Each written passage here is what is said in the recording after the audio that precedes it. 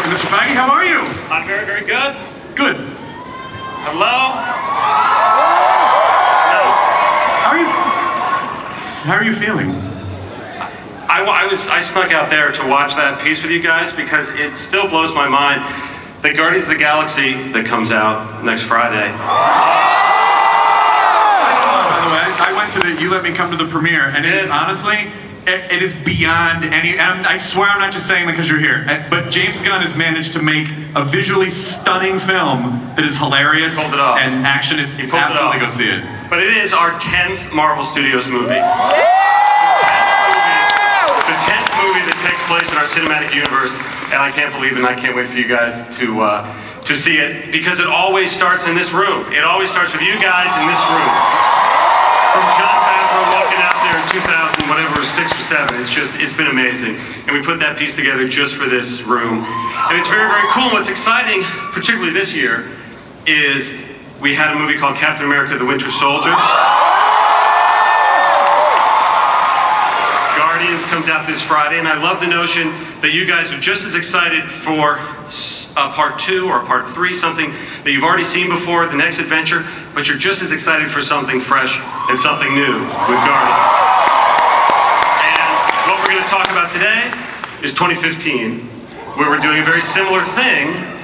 We have a movie called Avengers: Age of Ultron that comes out. And then we have something new. Antman is finally coming out.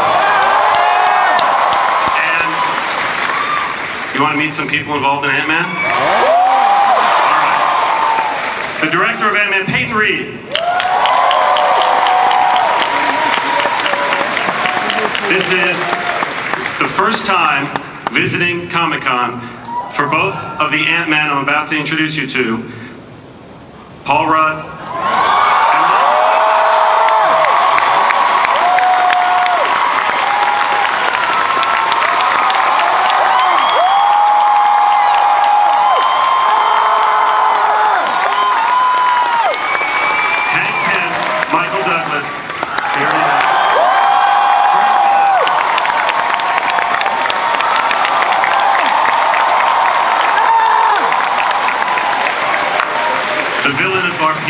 His name is Darren Cross. We also call him the Yellow Jacket in the film, Corey Stahl.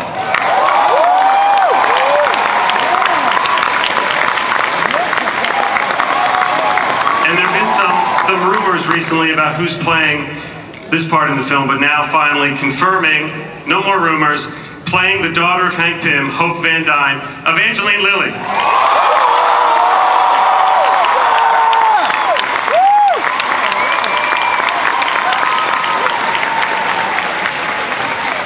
Your 2015 Antman cast. Let's start with Peyton Reed, who, if you had any question as to whether or not Peyton might be the right guy for this job, what number of Comic-Con, San Diego International Comic-Con, is this for you, Peyton Reed? This is my 20th anniversary visit to Comic-Con. 1994 was the first summer I went to Comic-Con. It was the year Jack Kirby passed away, and I've been every year since then, I think minus a couple of years when I was shooting. And what was the punk band in high school that you were in? Oh yeah. I was a drummer for a time in the 80s in a punk band called Johnny Quest, and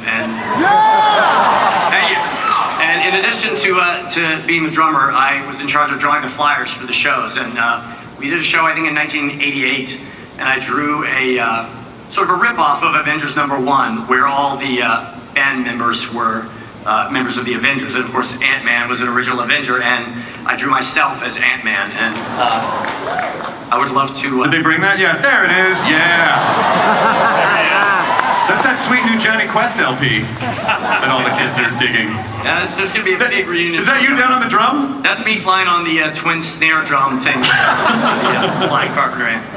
Peyton did not tell us this when we met him for the job. It wasn't until long into he's already been working on the film that he brought this out. And he didn't tell Paul. I just told Paul about it and Michael about it yesterday. So his fandom runs deep. I'll get you a cassette of the music. I have a Walkman right here. I can totally play it. I can totally play it on the Walkman. Paul Rudd, congratulations to you.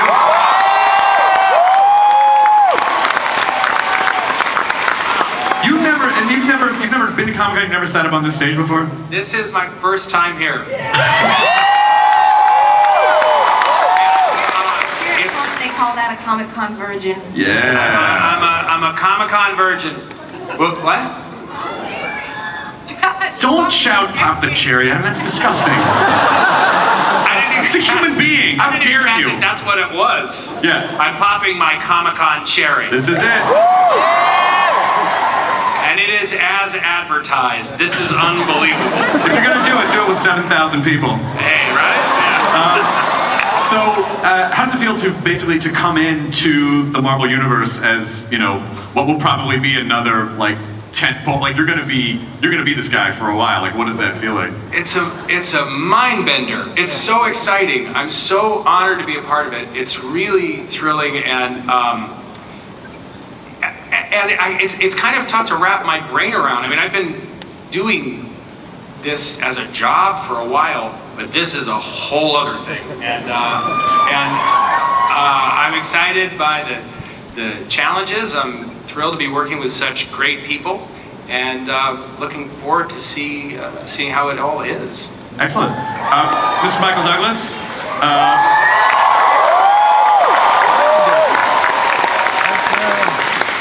I never thought I would say this to you, but we're also popping your cherry as well. It's very awkward. I popped enough cherries.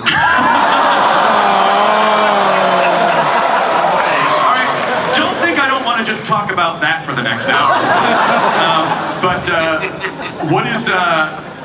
What has the experience been like for you to come in as Hank Pym, and what do you see? What do you envision for the character? Well, you know, I've always vicariously looked at Marvel films from afar with tremendous envy. My entire career has been making up of doing kind of contemporary movies without any special effects or anything. So to have the joy and the love of all these fantastic tools that so well done. And the Antman story is a wonderful story, and so to be surrounded with Peyton, Paul, Evangeline, Corey, I'm just looking forward to a real trip. This is sort of based upon a comic and started out in 1962. Stan Lee wrote it about a Dr. Henry Pym, who was an endocrinologist, also physicist, a metallurgist, and basically developed a serum to make a person reduce themselves to the size of an ant, but with the strength of a human being, and then went beyond that. More importantly, to learn how to communicate with ants, because ants are armies. Mm-hmm. And so this is basically the story of a heist. His partner, Corey, plays that role, which has taken the company in a different evil direction.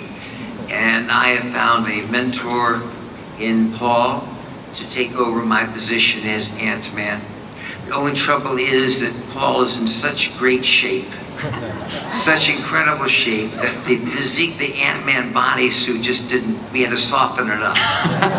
Just to make it look good. Startling. We're the first Marvel movie that's spending a lot of money on CGI to remove muscles from our... Smooth those out. It's where most of the budget is going. Let's just bring it down to a 4-pack, Paul. Evangeline Lilly, who has been all over Hall H today. I was in the crowd and I was like, hang on a minute, I saw these people this morning. Oh yeah, I see her all day. Recognize you guys. Great wig. You're the comment girl in the front, she always has something to say. The pop the cherry girl. Yeah. You don't want to be referred to as that. Tell us about Hope Van Dyne and what your experience has been like so far. My experience so far has been just evading the press. That's generally been my experience on Ant-Man. I've been at Comic-Con for 2 days now answering questions about Ant-Man, but officially saying I'm not in Ant-Man. Mm-hmm. So I'm very glad to announce it. I'm super happy to be here. I'm obviously playing Hank Pym's daughter, Hope Pym, say that 5 times fast. And I can't tell you anything else about her, because I don't know, I don't have a script. Not yet. Now you're just at the point where you can say that you're in it. I'm like, hi, I'm in it. I'm here. Glad to be here. Thanks, guys. I mean, it's really been an incredible couple of years for you, just in terms of the scale of stuff that you're working on. So what is it? How do you sleep? I don't do a lot of sleeping. Actually, in the last 6 months, I started learning meditative breathing practices, swear to God, just so I can get some sleep. I'm a mother. I'm producing my first children's book series and finishing up the Hobbit series and starting this one, so I'm having a great time. Con is kind of my world. I mean, everything, it seems like everything I've ever done on the screen, you guys are right in fray. You're in the mix. Lost, right? So I started here in 2005, and I was in Hall H, and we were showing a television show that wasn't even on air yet, and this was still a packed auditorium, so much love to all of you. I love my people.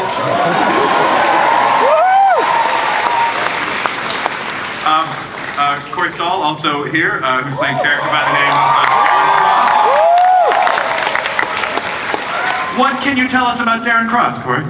I think that was about it. But well, you know, I was Hank Pym's mentee and a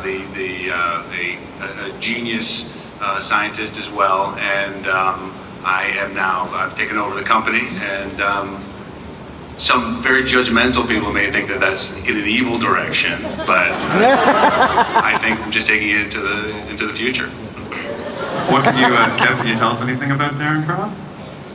I think he did a marvelous job. He does, at a certain point, obtain some Pym particles, and begins to give Antman a run for his money, and again puts on a suit that is called the Yellow Jacket suit in the film, and causes havoc. So Darren Cross actually will be Yellow Jacket in the film, which is not previously announced. Now, you have to keep all this stuff in the entire time. So Comic-Con for you must be like an incredible release, where you can be open about everything. Popping Cherries release, this is a family event. That's how families get made! That's how families get made! Some of them, a lot of them tonight. 7,000 families will get made tonight in a weird Comic-Con pyramid scheme. But you guys don't, you don't have any Antman footage to show yet, right? Because you haven't started filming yet. Well, no, we start filming in 2 weeks. We start filming on the 18th, Monday, August 18th in Atlanta. Come on, don't come by.